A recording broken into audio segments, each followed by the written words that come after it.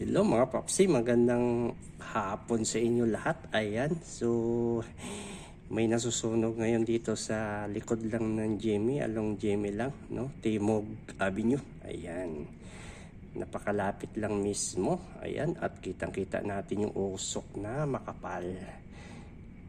Kawawa naman yung nasunugan. So parang apartment ang nasusunog. Ayan. So may mga bombero naman na dumating at kaumpisa lang ito ng sunog. Ngayon lang, mga siguro 10 minutes pa lang nakalipas. Ayan.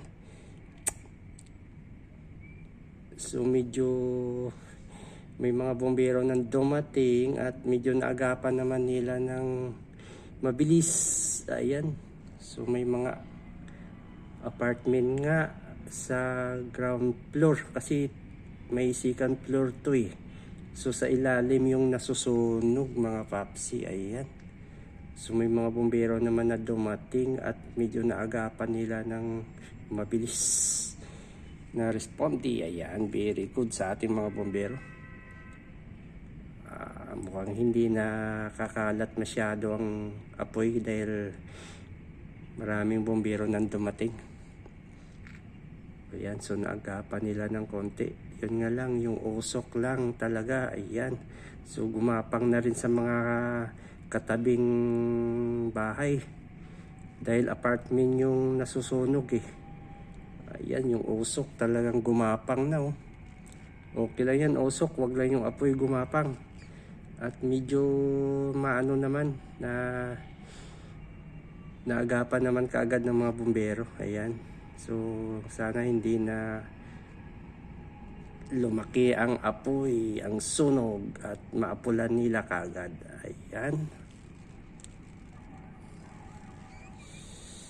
Grabe yung usok oh, ang lakas, ang kapal. Ayan, lumaki na ng gusto. Pero wala naman akong nakikitang apoy eh. May nakikita ko sa loob lang na yung part lang ng nasusunog na kwarto na bahay. Ayan. Pero yung usok grabe. Mas nakakatakot kung makikita mo sa taas ng bubong yung ano ng apoy. Yan. Pero grabe oh. Lumaki ang apoy. Kumapal.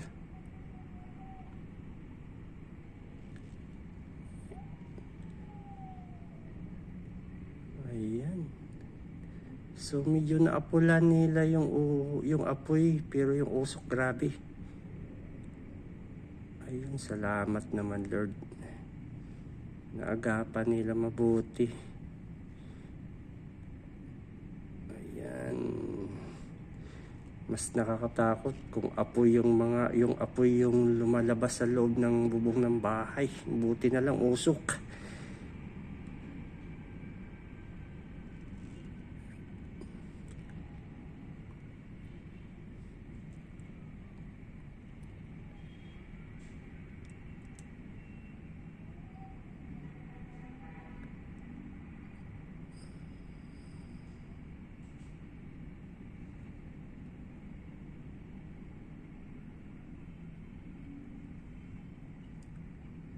Ayun, mukhang lumalaki yung apoy. Mukhang hindi masyado naagapan ng bumbero ah.